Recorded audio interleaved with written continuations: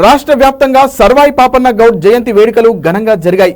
మహబూబ్ నగర్ జిల్లా దౌలతాబాద్ మండల కేంద్రంలోని గౌడ సంఘం సభ్యులు సర్వాయి పాపన్న 374వ జయంతి వేడుకలు నిర్వహించారు.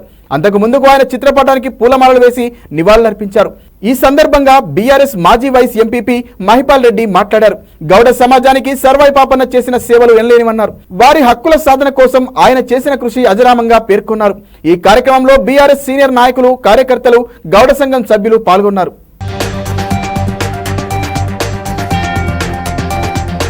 నేను కోరేది ఒక్కటే, గౌడ్లకు అందరికీ సర్దార్ పాపన్న గారి గౌడ్ గారి విగ్రహాన్ని దౌలతాబాద్లో ఏర్పాటు చేయాల్సిందిగా కోరుతా ఉన్నాం.